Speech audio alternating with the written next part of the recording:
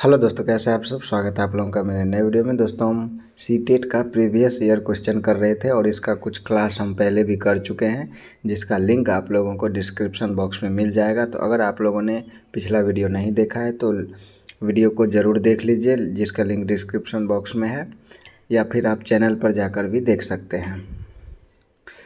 तो इस वीडियो में आगे बढ़ने से पहले आप लोगों से बस एक छोटा सा हम्बल रिक्वेस्ट है कि आप लोग वीडियो को लाइक ज़रूर कर देना। तो चलिए हम लोग बिना किसी देरी के बढ़ते हैं अपने क्वेश्चन की तरफ। तो हमारा आज का पहला क्वेश्चन है, वाइगोत्स्की के अनुसार संज्ञानात्मक विकास को सुगम बनाने में शिक्षक की क्या भूमिका है। तो संज्ञानात्मक विकास को सुगम बनाने में शिक्षक की क्या भूमिका होती है वाइगोत्स्की के अनुसार। तो छात्रों को जानकारी और ज्ञान प्रदान करना, या फिर आलंबन के माध्यम से छात्र के सीखने का मार्गदर्शन और समर्थन करना, या छात्र को पूरी तरह से स्वतंत्र रूप से सीखने की अनुमति देना। तो इन सभी में जो है सबसे उपयुक्त आंसर है ऑप्शन नंबर बी, आलंबन के माध्यम से छात्र के सीखने का मार्गदर्शन और समर्थन करना। यही वाइगोत्स्की के अनुसार संज्ञानात्मक विकास को सुगम बनाने में शिक्षक की भूमिका है। बढ़ते हम अपने अगले क्वेश्चन की तरफ। हमारा अगला क्वेश्चन है कि किशोरावस्था के बारे में निम्नलिखित में से कौन सा कथन सही नहीं है। किशोरावस्था के बारे में इनमें से कौन सा कथन सही नहीं है। तो किशोरावस्था एक सामाजिक रचना है, जो कि बिल्कुल सही है। अगला है, किशोरावस्था को आमतौर पर यौवन को शुरू करने के लिए माना जाता है। यह एक ऐसी प्रक्रिया है जो यौन परिपक्वता और पुनरुत्पादन की क्षमता की ओर ले जाती है। तो यह भी बिल्कुल सही है। उसके बाद ऑप्शन नंबर सी है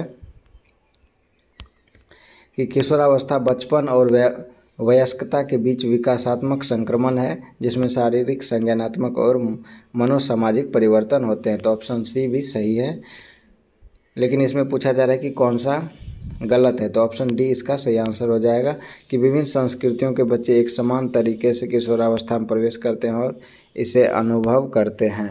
तो जो ऑप्शन नंबर डी है, यही सही नहीं है किशोरावस्था के बारे में। तो इसका सही आंसर हो जाएगा ऑप्शन नंबर डी। बढ़ते हैं हम अपने अगले क्वेश्चन की तरफ।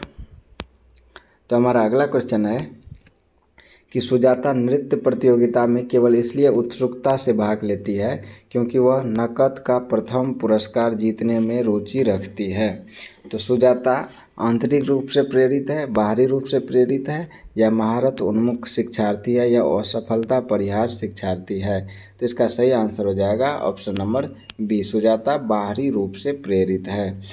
क्योंकि सुजाता नृत्य प्रतियोगिता में इसीलिए भाग ले रही है क्योंकि वह नकद का प्रथम पुरस्कार जीतने में रुचि रखती है, जो कि बाहरी रूप से प्रेरित होता है। तो ऑप्शन नंबर बी इसका सही आंसर हो जाएगा।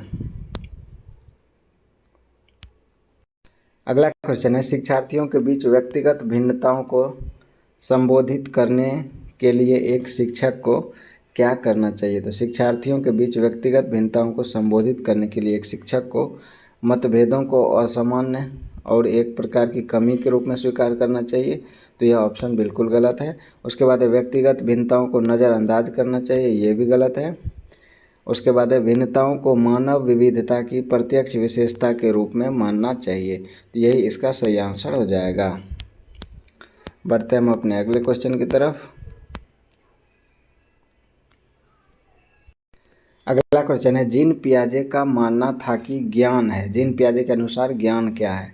तो ज्ञान पर्यावरण से निष्क्रिय रूप से पारित होने के बजाय बच्चे द्वारा निर्मित किया जाता है। तो जीन पियाजे के अनुसार यही ज्ञान की परिभाषा है। तो ऑप्शन नंबर ए सही हो जाएगा कि जीन पियाजे का मानना था कि ज्ञान पर्यावरण से निष्क्रिय रूप से पारित होने के बजाय बच्चे द्वारा निर्मित किया जाता है। हमारा अगला क्वेश्चन है कि एक प्रगतिशील कक्षा में आकलन कैसा होता है। तो एक प्रगतिशील कक्षा में आकलन जो है सो गतिशील होता है, वस्तुनिष्ठ होता है, योगात्मक होता है, या मानक संदर्भित होता है। तो इसका सही आंसर है ऑप्शन नंबर ए, एक प्रगतिशील कक्षा में आकलन गतिशील होता है या डायनामिक होता है। अगला क्वेश्चन है, निम्नलिखित में से कौन सी प्रक्रिया वातावरण से प्राप्त जानकारी के अर्थ निर्माण और इसे स्मृति में आगे संग्रहित करना आवश्यक है। तो इसका सही आंसर है ध्यान देना, ऑप्शन नंबर ए। अगला क्वेश्चन है, निम्नलिखित में से कौन सा एक ऐसे प्रश्न का उदाहरण है जिसमें छात्रों को जानकारी का विश्लेषण करने की आवश्यकता होती है। तो इनमें से कौन सा एक विश्लेषणात्मक प्रश्न है, विश्लेषणात्मक प्रश्न इनमें से कौन सा हो जाएगा। तो पहला ऑप्शन है कि टू किल अ मॉकिंग बर्ड उपन्यास का कथानक कौन है। तो यह जो सो इसका सही आंसर नहीं होगा। उसके बाद है टू किल अ मॉकिंग बर्ड उपन्यास का विषय क्या है। उसके बाद है टू किल अ मॉकिंग बर्ड लेखक प्रतीकवाद का उपयोग कैसे करते हैं। उसके बाद है टू किल अ मॉकिंग बर्ड का नायक कौन है। तो इनमें से जो है सो इसका सही आंसर हो जाएगा ऑप्शन नंबर बी।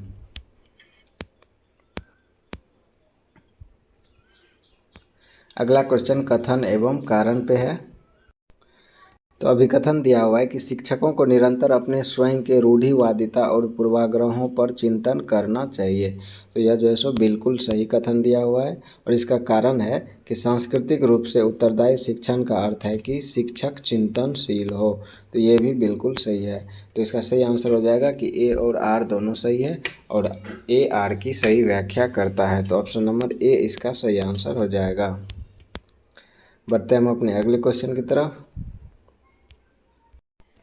अगला क्वेश्चन है, कोहलबर्ग के नैतिक विकास के सिद्धांत की कैरोल गिगिलन की आलोचना का केंद्रीय तर्क है।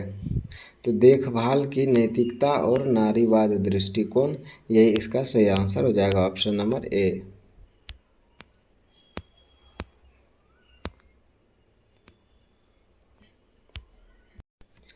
अगला क्वेश्चन है कथन और कारण का। तो कथन दिया हुआ है कि वास्तविक जीवन की समस्याओं और मूर्त अनुभवों से सीखने से बच्चों को अधिगम और जानकारी प्राप्त करने के लिए कई रास्ते मिलते हैं। तो ये बिल्कुल सही अभिकथन दिया हुआ है और इसका कारण है कि विकास अपेक्षाकृत व्यवस्थित और अनुक्रमिक है।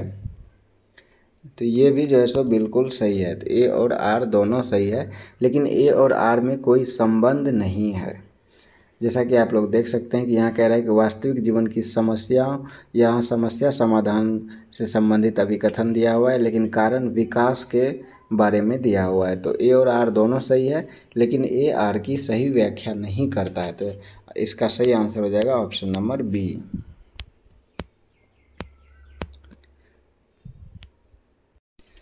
अगला क्वेश्चन है कि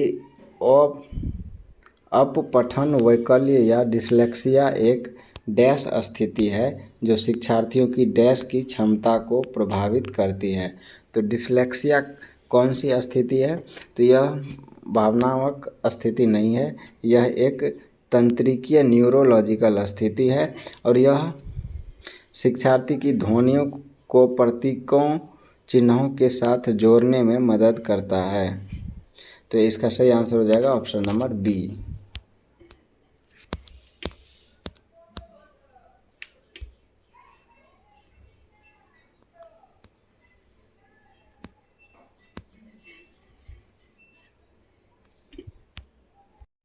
अगला क्वेश्चन है, एक माध्यमिक स्कूल शिक्षक छात्रों की संकल्पनाओं और वास्तविक दुनिया के अनुप्रयोगों के बीच संबंध बनाने में मदद करके सार्थक सीखने को सक्षम बनाना चाहता है। तो निम्नलिखित में से कौन सी गतिविधि एक उपयुक्त शैक्षणिक रणनीति होगी।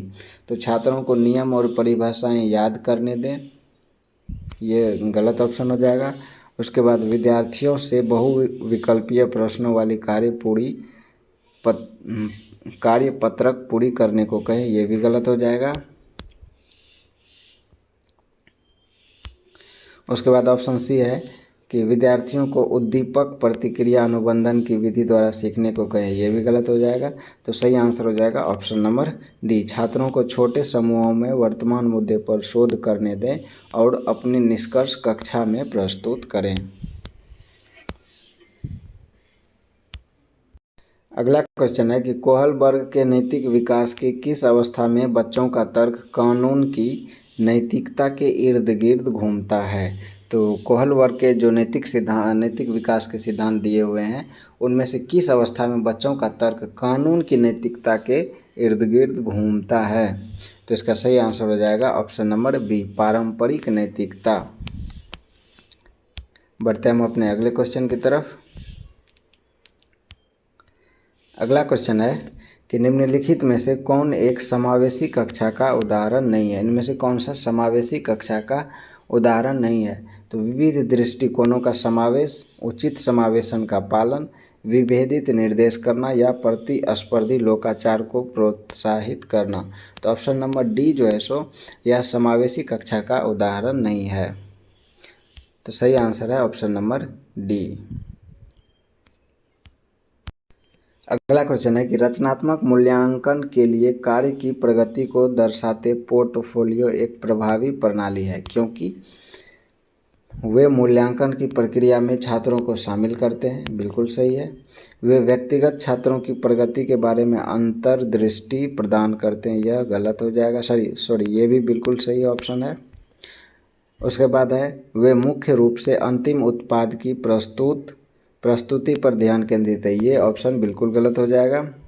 उसके बाद है वे छात्र अधिगम के ठोस सबूत पेश करते हैं। ये बिल्कुल सही हो जाएगा। तो डी, बी और ए, तो ए बी डी बिल्कुल सही है। तो ऑप्शन नंबर डी इसका सही आंसर हो जाएगा।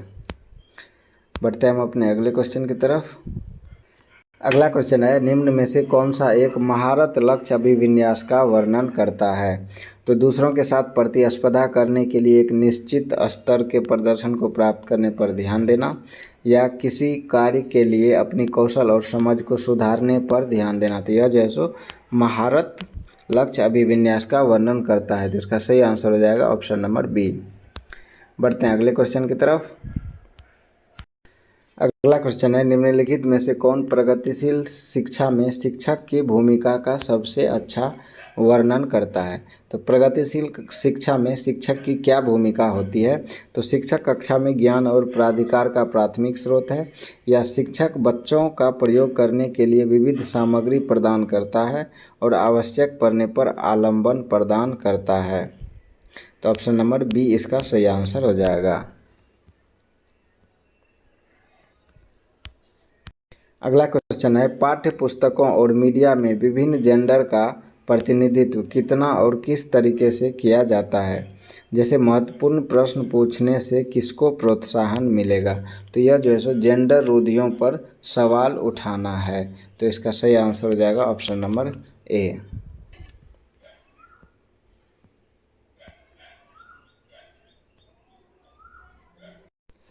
अगला क्वेश्चन है जीन पियाजे के अनुसार चिन्हों का प्रयोग करने की क्षमता, जैसे कि अक्षर x को अज्ञात अंक के लिए मानने की क्षमता डैश के दौरान विकसित होती है और विद्यार्थियों को डैश सीखने में सक्षम बनाती है। तो यह जो है सो औपचारिक संक्रियात्मक अवस्था के दौरान विकसित होती है और बीज गणित और गणना सिखाने में मदद करती है। तो ऑप्शन नंबर सी इसका सही आंसर हो जाएगा।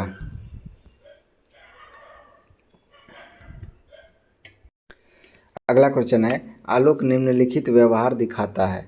पढ़ते समय सिर को अजीब स्थिति में पकड़ना, आँख को बार बार मूंदना और रगड़ना, आँखों की लाली, सूजन, अक्षर पहचान में भ्रमित होना, यह किसके संभावित लक्षण हो सकते हैं। तो यह किसका लक्षण हो सकता है। दृष्टि संबंधी समस्या या भाषा की समझ की समस्या।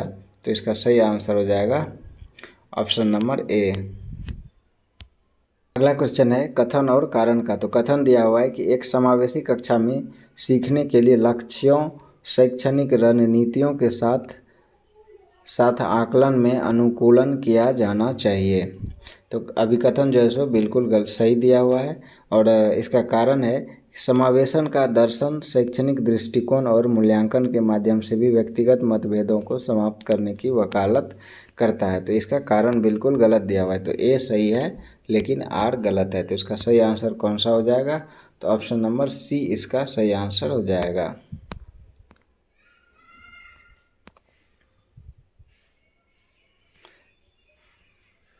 अगला क्वेश्चन है लेव वाइगोत्स्की के अनुसार बच्चे डैश के साथ अंतःक्रिया के अनुभव से लाभान्वित होते हैं और उन कार्यों को कर पाते हैं जो उनके समीप दूराभिमुख विकास के क्षेत्र के डैश हैं। तो इसका सही आंसर क्या हो जाएगा?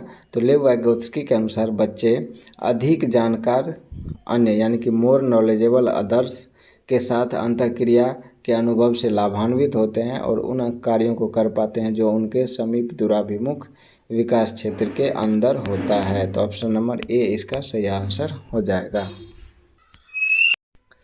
अगला क्वेश्चन है, एक शिक्षिका ने नोटिस किया कि उसका एक छात्र अत्यधिक विचलित है और उसे कक्षा के दौरान ध्यान देने में परेशानी होती है।